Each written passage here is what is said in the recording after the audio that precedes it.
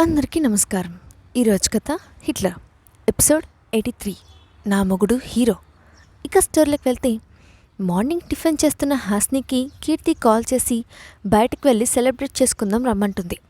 కానీ ఆశ్చర్యంగా విరాట్ షాపింగ్కి వెళ్దాం అనడంతో డీప్ షాక్లోకి వెళ్ళిపోయింది హాస్ని.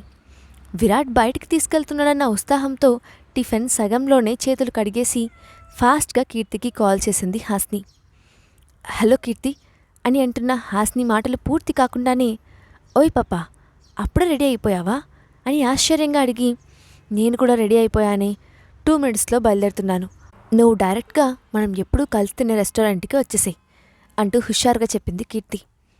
కీర్తి ఉత్సాహం చూసిన హాస్ని నీరు కారిపోతూ కీర్తికి విషయం ఎలా చెప్పాలా అని చిన్నగా తలగొక్కొని అది నేను బయటికి రావట్లేదే అని చాలా చిన్న గొంతుతో చెప్పగానే వాట్ అంటూ భూమి దద్దరిల్లిపోయేంత గట్టిగా అరిచింది కీర్తి.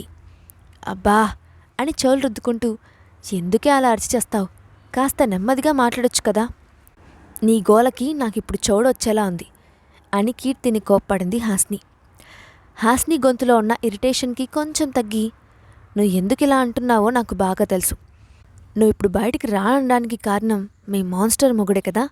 నువ్వు నాతో ఏం చెప్పకుండా కాల్ కట్ చేసినప్పుడే అనుకున్నా మీ మాన్స్టర్ నీ పక్కనే ఉన్నాడని అని ఎప్పుడు చూపించినట్టుగా విరాట్ మీద కోపం చూపించి మరొక నిమిషం తర్వాత కూల్ అయ్యి సర్లే ఏడవకు, నేనేం ఫీల్ అవ్వనులే, ఎంతైనా పెళ్ళైన తర్వాత ఆడపిల్లల జీవితాలు ఇంతే ఉంటాయి.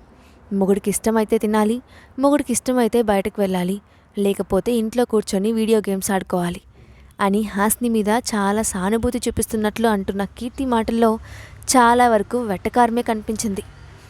నువ్వేం మాట్లాడుతున్నావో ముక్కు అర్థమైతే ఒట్టు అని నీరసంగా అంది హాస్ని. నీకివన్నీ అర్థమైతే నువ్వెందుకు ఇలా ఉంటావు కానీ ఇంతకీ విషయం ఏంటి, బయటకెందుకు రావు, ముందు మ్యాటర్ బోలో పాపా అనింది కీర్తి. పెద్ద మ్యాటర్ ఏం కాదు కానీ నిన్న హోటల్లో జరిగిన గొడవలో విరాట్ చేతికి గాయమైంది అని చెప్పి బాధతో మౌనంగా ఉండిపోయింది హాస్ని. ఏంటి ఏంటే నువ్వు చెప్పేది అని కీర్తి ఆశ్చర్యపోయి నీ మీద అటాక్ అంటే నీకు ఏమైనా అయ్యిందేమోనని హడల్చొచ్చాను, కానీ విరాట్ సార్కి గాయం ఎలా అయింది అని అడిగింది. నేను కూడా ముందు చూడలేదు, కారు ఎక్కిన తర్వాత చూశాను, వెంటనే హాస్పిటల్కి వెళ్ళి ట్రీట్మెంట్ చేయించుకున్నారనుకో, కానీ ఎందుకో విరాట్ని వదిలి రావాలనిపించడం లేదు అని కీర్తి ఏమైనా అనుకుంటుందేమో అని చిన్నబుచ్చుకుంటుంది హాస్ని. చాలే నోర్మి, నువ్వు నీ తిక్క మాటలు. విరాట్ సార్ ఆ పొజిషన్లో ఉంటే నువ్వెలా వస్తావు?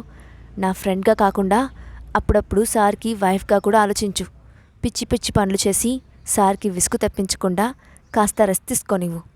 ఆయనకి ఏం కావాలో దగ్గరుండి చూసుకో అని హాస్నికి కాస్త గడ్డి పెట్టి కాల్ కట్ చేసింది కీర్తి. కాలు కట్టయ్యాక సోఫాలో కాలు పైకి పెట్టుకొని మోకాల మీద గడ్డం పెట్టుకొని కూర్చొని ఆలోచిస్తూ ఉంది హాస్ని. తన ఇంతకు ముందు రోజున్న టెన్షన్లో చిరాకులో ఆలోచించలేదు, కానీ తను గాలిలో వేలాడుతున్నప్పుడు విరాట్ కళ్ళల్లో భయం కొట్టుకొచ్చినట్లు కనిపించింది. ఏ సిచ్యువేషన్ అయినా తనకు చిన్న గాయం కూడా కాకుండా ఎప్పుడూ తన వెనక ఉండి రక్షిస్తూ ఉంటాడు విరాట్. ఇదంతా కేవలం తన తల్లిని కాపాడినందుకేనా? దానికోసమైతే పెళ్లి చేసుకోవడం ఎందుకు, ఇంత కేరింగ్గా చూసుకోవడం ఎందుకు అని మళ్ళీ జరిగిన వాటి గురించి ఆలోచిస్తూ ఉండిపోయింది హాస్ని. గదిలో నుంచి బయటకు వచ్చిన విరాట్ హాస్ని మూడ్ని అంచనా వేస్తూ కిందకు వచ్చాడు. బేబీ, నేను షాపింగ్కి వెళ్తున్నాను, వస్తావా రావా అన్న విరాట్ మాటలకు ఉలిక్కిపడి సోఫాలో నుంచి లేచింది హాస్ని. ఇంకేం మాట్లాడకుండా తన ఫోన్ చూసుకుంటూ బయటకు వెళ్ళిపోయాడు విరాట్. అతని వెనకాలే హాస్ని కూడా. కారెక్కిన హాస్ని విరాట్తో ఏం మాట్లాడకుండా విండో ఓపెన్ చేసి దానికి ఆనుకొని కూర్చొని బయట రోడ్డు వైపు చూస్తూ ఆలోచనలో పడిపోయింది. విరాట్ నన్ను నిజంగానే షాపింగ్కి తీసుకెళ్తున్నాడా? పోయినసారిలాగా మళ్ళీ బాడీగార్డ్స్తో హంగామా చేస్తాడేమో. తనతో షాపింగ్ ఏమో కానీ ఆ బాడీగార్డ్స్ ఇవన్నీ తలుచుకుంటేనే చిరాగ్గా ఉంది అని మనసులోనే విసుక్కుంది హాస్ని. గాలికి జుట్టంతా ఎగిరిపోయి పిచ్చిగా అయిపోతున్నా పట్టించుకోకుండా తన ఆలోచనలో కొట్టుకుపోతున్న హాస్ని చేయి పట్టుకొని లోపలికి లాగి విండో క్లోజ్ చేశాడు విరాట్. అబ్బా ఏంటండి మీరు, కొంచెం కూడా స్మూత్నెస్ ఉండదా మీ దగ్గరలో అని తన చేతులు రుద్దుకుంటూ అంది హాస్ని. నా దగ్గర లేని వాటి కోసం ఎక్స్పెక్ట్ చేయకు అని చెప్పి చల్లగాలి వస్తూ ఉంటే విండో తీసుకొని మరి కూర్చున్నావు, కోల్డ్ వస్తుందని తెలియదా అని షార్ప్గా చూశాడు విరాట్. నాకు కోల్డ్ వస్తే మీకెందుకు, ఫీవర్ వస్తే మీకెందుకు? నా మానాన్ని నన్ను ఉండనివ్వచ్చు కదా, ఎందుకు ప్రతిసారి ఇలా కట్టడి చేస్తారు? అందుకే నువ్వంటే నాకు ఇష్టం ఉండదు అని అంటున్న హాస్ని అతని కళ్ళల్లో కనిపిస్తున్న కోపానికి చటుక్కున నోరు మూసేసింది. చూపు చూడు ఎలా చూస్తున్నాడు, చూపులతోనే ప్రాణాలు తీస్తాడు ఈ మాన్స్టర్ అని గొనుక్కుంటూ ఉన్న హాస్నికి కళ్ళతోనే ముందు సీట్లో కూర్చున్న దాస్ని చూపించాడు విరాట్. చిన్నగా నాలుగు కొరుక్కొని సారీ అంటూ తన కళ్ళు చిన్నవి చేసి చెప్పింది హాస్ని. అప్పటి వరకు తన మూడ్ బాగోలేదని గ్రహించిన విరాట్, ఇంతకీ ఎక్కడికి వెళ్దాం అని అడిగాడు. విరాట్ అడిగిన ప్రశ్నకి పెద్ద కొండ పట్టేలా నోరు తెరిచింది. మీరు నన్ను ఎక్కడికి వెళ్ళాలని అడుగుతున్నారా? నిజంగా నేనేం కల కనట్లేదు కదా అంటూ తన చేతిని గట్టిగా గిచ్చుకొని నొప్పి పుట్టడంతో ఆహ్ అని అరుస్తూ అరిగిపోయే వరకు రుద్దుకుంది. అని గాలి పీల్చుకొని వదిలి, నీకిప్పుడు షాపింగ్కి వెళ్ళాలని ఉందా లేదా? ఇలానే అరుస్తూనే ఉంటావా? చెప్పు, ఇప్పుడే కార్ యూటర్న్ తీసుకుంటుంది అని బెదిరిస్తున్నట్లు అన్నాడు విరాట్. ఇంటికి వెళ్తే చచ్చినట్లు రూమ్లోనే పడి ఉండాలి అని ఆలోచిస్తున్న హాస్ని వద్దొద్దు అని గట్టిగా అరిచి, ఎక్కడికైనా తీసుకెళ్తారా అని మళ్ళీ కన్ఫర్మేషన్ కోసం అడిగింది. తన 2 బుగ్గల్ని పట్టుకొని చేతితో చిన్నగా ఒత్తుతూ, నువ్వు ఎక్కడికి కావాలంటే అక్కడికి తీసుకెళ్తాను అని ప్రేమగా అన్నాడు. అతను అంత సౌమ్యంగా మాట్లాడుతూ ఉంటే అతని చేతిలో నుంచి తన ఫేస్ను విడిపించుకోకుండా ఆశ్చర్యంగా నోరు తెరుచుకొని ఉండిపోయింది హాస్ని. 2 నిమిషాలైనా ఇంకా మౌనంగానే ఉన్న హాస్ని చూసి, దాస్ కార్ యూటర్న్ చేయి అని సీరియస్గా అన్నాడు విరాట్. ఆ మాట వినడంతోనే షాక్లో నుంచి బయటపడి వద్దు అని అరిచి, అయితే మాల్కి వెళ్దాం అని అంది. ఊరు పేరు లేకుండా మాల్ అంటే ఎక్కడికి తీసుకెళ్ళమంటావు అని తన ఫోన్ చూసుకుంటూ అన్నాడు విరాట్. అదే విరాట్, అప్పుడు నేను కీర్తి కలిసి వెళ్ళాం కదా, మీరు నన్ను అక్కడ చూసి అని అంటున్న హాస్ని కోపంగా చూస్తున్న విరాట్ కళ్ళను చూసి ఏం మాట్లాడకుండా మౌనంగా ఉండిపోయింది.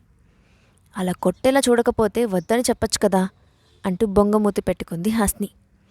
నీకు ఎక్కడికిష్టమైతే అక్కడికి వెళ్దాం అంటూ చిన్నగా తన బుగ్గను గిల్లాడు విరాట్. వెంటనే దాస్కి మాల్ అడ్రస్ చెప్పాడు విరాట్. సుమారు 1 గంట తర్వాత కార్ ఆ మాల్ ముందాగింది. కార్ దిగ్గానే ఎక్సైట్ అవుతూ లోపలికి పరిగెత్తుకుంటూ వెళ్ళిన హాస్నికి వాళ్ళ చుట్టూ ఉన్న బాడీగార్డ్స్ ఈసారి ఆమెకు ఇబ్బందిగా అనిపించలేదు. చిన్నగా విరాట్ స్టేటస్కి అలవాటు పడిపోయింది తను. ఆ మాల్లోకి అడుగుపెట్టిన హాస్నికి అనసూయ గారు చెప్పిన మాటలే గుర్తొస్తూ ఉంటే వెనక్కి తిరిగి, నేను నిజంగా మీ అమ్మగారు పర్స్ దొంగతనం చేశానా అని అడిగింది. ఇప్పుడు నువ్వు వచ్చింది షాపింగ్కి, నోరు మూసుకొని వచ్చిన పని చూడు అని సీరియస్గా చెప్పాడు. కాసేపు కూడా నిలకడలేని తన మనస్తత్వానికి ఒక్కొక్కసారి విరాట్ విసిగిపోతాడు కూడా. మరీ అంత కోపంగా చూడకయ్యా మగడా, కాస్త చుట్టూ జనం ఉన్నారని గుర్తుపెట్టుకో అని మూతి తిప్పుకుంటూ ముందుకు వెళ్ళింది హాస్ని. మగడా అన్న పదానికి ఆశ్చర్యపోయి, ఎలా చూస్తున్నాను అంటూ ఆమె పక్కనే నడుస్తూ అన్నాడు విరాట్. ఎలానా అంటూ విరాట్ ముందుకు నిలబడి, నన్ను కొరుక్కు తినేటట్టు అని మూతి తిప్పుకొని ముందుకు నడుస్తూ మనసులో మాత్రం, ఆ రోజు నేను మీ అమ్మగారిని కాపాడకపోయి ఉంటే హ్యాపీగా నీ స్టేటస్కి తగ్గట్టు ఒక మంచి అమ్మాయిని పెళ్లి చేసుకునేవాడివి, అనవసరంగా నా కోసం నీ లైఫ్ని పాడు చేసుకున్నావు అని తన మనసులోనే అనుకుంటూ ముందుకు అడుగులు వేసింది హాస్ని. ఆమె ప్రతి ఆలోచనల్ని అర్థం చేసుకోగలిగిన విరాట్ ఆమె చేతిని పట్టుకొని ఆపి, నువ్వు మా అమ్మని రక్షించావో లేదో అవన్నీ గతంలో జరిగిపోయినవి, అవన్నీ ఇక్కడే వదిలే బేబీ, ఇప్పుడు నువ్వు నా భార్యవి, ఈ ఒక్క విషయమే గుర్తుపెట్టుకో అని సీరియస్గా చెప్పాడు. విరాట్ వాయిస్లో ఉన్న బేస్కి కొంచెం భయపడి సరే అని తల ఊపి పక్కకి చూసిన హాస్నికి ఒక జ్యూస్ పాయింట్ కనిపించి అక్కడే ఆగిపోయింది. మళ్ళీ ఆ మైండ్లో ఏం పురుగు దూరింది బేబీ, అక్కడే ఆగిపోయావు అని విసుగ్గా అన్నాడు విరాట్. ఎప్పుడు నన్ను ఏదో ఒకటి అనకపోతే మీకేం తోచదా అని గుర్రుమంటూ విరాట్ వైపు చూస్తూ, అంతలోనే మళ్ళీ ఆ జ్యూస్ పాయింట్ గుర్తొచ్చి, విరాట్ నాకు చాలా దాహంగా ఉంది, జ్యూస్ కావాలి అని ముద్దుగా మొహం పెట్టి అడిగింది హాస్ని. తన ప్రతి ఎక్స్ప్రెషన్ను అపురూపంగా ఫీల్ అయ్యే విరాట్, ఇప్పుడే తీసుకొస్తాను అంటూ ఆ స్టాల్ వైపు వెళ్ళాడు. జ్యూస్ తీసుకురావడానికి స్వయంగా విరాట్ వెళ్ళడం ఆమెకు చాలా ఆశ్చర్యంగా అనిపించింది. ఈరోజు ఖర్చంతా విరాట్తోనే పెట్టించాలని అనుకుంది. కానీ తనే స్వయంగా వెళ్ళి తన కోసం జ్యూస్ తీసుకొస్తాడని ఏమాత్రం ఎక్స్పెక్ట్ చేయలేదు. ఎందుకు విరాట్, నీ స్టేటస్ తగ్గించుకొని మరీ ప్రతిసారి నన్ను గెలవాలని ప్రయత్నం చేస్తావు అని అంటున్న హాస్ని విరాట్ ఇంతకుముందు చెప్పిన మాటలు గుర్తొచ్చి అతని ముందు ఇంకెప్పుడు గతానికి సంబంధించిన విషయాలు మాట్లాడకూడదని అనుకుంది. తన ఆలోచనలో నుంచి బయటకు వచ్చిన హాస్ని ఆ చుట్టుపక్కల చూసేసరికి చాలామంది అమ్మాయిలు విరాట్ పైనే కన్నార్పకుండా చూడడం చూసి వెంటనే హాస్ని కళ్ళలో నిప్పులు కురిశాయి. అమ్మాయిలతో పాటు కొంతమంది అబ్బాయిలు కూడా విరాట్ని గమనిస్తూ ఉండటం చూసి విరాట్ వైపు మొదటిసారి పరీక్షగా చూసింది. ఫార్మల్ డ్రెస్లో కండలు తిరిగిన దేహంతో మన్మధుడిలా మెరిసిపోతున్న విరాట్ని చూసి ఎంతైనా నా మొగుడు హీరోనే అని నవ్వుతూ అంది. కానీ అంతలోనే ఆమె ముఖంలో నవ్వు మాయమైపోయింది. విరాట్ నిజంగా నన్ను వదిలేసి వేరే అమ్మాయిని పెళ్లి చేసుకుంటాడా? అసలు ఎవరినైనా తన మనసులోకి రాణిస్తాడా?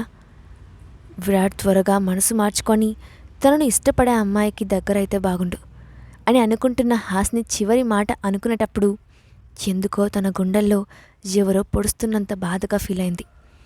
ఎప్పుడూ తన ఆలోచనలో తను ఉంటూ విరాట్ని సరిగ్గా అర్థం చేసుకోలేకపోయింది హాస్ని. కానీ ఆమెను మార్చుకోవాలని చాలా ఓపికగా ప్రయత్నిస్తున్నాడు విరాట్. కాసేపటికి తన ఆలోచనల నుంచి బయటకు వచ్చి విరాట్ వైపు చూసేసరికి తను బిల్ పే చేస్తుండటం చూసి విరాట్ 2 కప్స్ తీసుకో అని వెనక నుంచి చిన్నగా అరిచింది హాస్ని. కాసేపటికి తన చేతిలో జ్యూస్ కప్ పెడుతూ ఏంటి ఏదో ఆలోచనలో మునిగిపోయావు అన్నాడు విరాట్. ఆమె తన ఆలోచన చెప్తే విరాట్ ఖచ్చితంగా చంపేస్తాడని నోరు మూసుకొని తను ఇచ్చిన జ్యూస్ తాగుతోంది. విరాట్ తన చేతిలో ఉన్న జ్యూస్ సిప్ చేసి అది పెద్దగా నచ్చకపోవడంతో చేతిలో పట్టుకొని అలాగే నిలబడ్డాడు. కానీ హాస్ని మాత్రం తన జ్యూస్ని ఎంజాయ్ చేస్తూ తాగడం చూసి నచ్చిందా అని అడిగాడు. చాలా బాగుంది విరాట్, నాకేం కావాలో నీకు బాగా తెలుసు అని అంది. సగం జ్యూస్ తాగిన తర్వాత ఏదో గుర్తొచ్చినట్లు టక్కున విరాట్ వైపు తిరిగి విరాట్ మనమిద్దరం కప్స్ ఎక్స్చేంజ్ చేసుకుందామా అని ఎక్సైట్ అవుతూ అడిగింది హాస్ని. కళ్ళు చిన్నవి చేసి చూస్తూ ఖచ్చితంగా ఇది నీ మైండ్లో వచ్చిన థాట్ కాదు, ఎక్కడ చూసి నేర్చుకున్నావు ఈ పిచ్చి పిచ్చి పనులన్నీ అని ఆమెను కోపంగా చూస్తూ అన్నాడు విరాట్. ఏదో చెప్పబోయే దానిలాగా టక్కున నోరు మూసేసి చెబితే తిడతాడేమో అని భయమేసి మౌనంగా నిలబడింది. చెప్పు, ఎందుకు కప్స్ ఎక్స్చేంజ్ చేయాలనుకుంటున్నావు అని ఈసారి ఇంకా గట్టిగా అడిగాడు. అతని కోపానికి ఉక్రోషంతో పళ్ళు కొరుకుతూ నేను అడిగిన దాంట్లో తప్పేముంది? నేను ఒక మూవీలో చూశాను, లవర్స్ ఇద్దరూ ఇలా కప్స్ ఎక్స్చేంజ్ చేసుకోవడం. నాకు లవర్ అయినా హస్బెండ్ అయినా నువ్వే కదా, అందుకే అడిగాను, తప్ప అంటూ విరాట్ వైపు రివర్స్ అయింది హాస్ని. ఆమె ఎదురుగా చేతులు కట్టుకొని నిలబడి నువ్వు అసలు మూవీస్ చూడవు కదా, నీకు ఎలా తెలిసింది అని అన్నాడు. ఎందుకంటే హాస్ని బ్రెయిన్ ఇంత ఆలోచించే స్టేజ్కి ఎదగలేదని విరాట్ అభిప్రాయం. అంటే అప్పుడు కాలేజ్ హాలిడేస్లో ఫ్రెండ్స్తో కలిసి ఒకసారి మూవీకి వెళ్ళాను, అక్కడ చూశాను అంటూ తన చున్నీని వేలికేసి చుట్టుకొని పీకేస్తూ మెల్లగా చెప్పింది హాస్ని. చెప్పడం అయితే చెప్పింది, కానీ మొహమంతా సిగ్గుతో ఎర్రగా అయిపోయింది. తన గురించి విరాట్ ఏమనుకుంటాడో అన్న భయం ఒక పక్క తినేస్తూ ఉంటే ఏమంటాడో అని లోపల టెన్షన్గా కూడా ఉంది. విరాట్ ఒక్క క్షణం ఆమెను అలా చూసి వస్తున్న నవ్వుని కంట్రోల్ చేసుకుంటూ ఇంతకీ మూవీ ఎలా ఉంది అంటూ ముందుకు నడవడం మొదలుపెట్టాడు. అతని వెనకాలే వెళ్తూ అస్సలు బాగోలేదు, టైం వేస్ట్ అని చెప్పింది హాస్ని. తన దృష్టిలో చాలా పెద్ద విషయాన్ని విరాట్ అస్సలు పట్టించుకోకపోవడంతో హ్యాపీగా మనసులో గంతులు వేస్తోంది. విరాట్ వెంటనే తన చేతిలో ఉన్న కప్ ఆమె ముందు పెట్టి బేబీ ఒక సిప్ చేస్తావా అని అనగానే హాస్ని ముఖం ఎర్రగా కందిపోయింది. విరాట్ అలా అంటాడని హాస్ని ఊహించలేదు. హాస్ని విరాట్ ఇచ్చిన గ్లాస్ తీసుకుంటుందా? వాళ్ళ షాపింగ్ హ్యాపీగానే సాగుతుందా? నెక్స్ట్ పార్ట్లో చూద్దాం. ఈ స్టోరీ అప్డేట్ ఎలా ఉందో కింద కామెంట్ బాక్స్లో మీ ఒపీనియన్ని షేర్ చేయండి. అలాగే ఇలాంటి మరిన్ని స్టోరీస్ కోసం మా ఛానల్ని తప్పకుండా సబ్స్క్రైబ్ చేసి పెట్టుకోండి. Thanks for watching.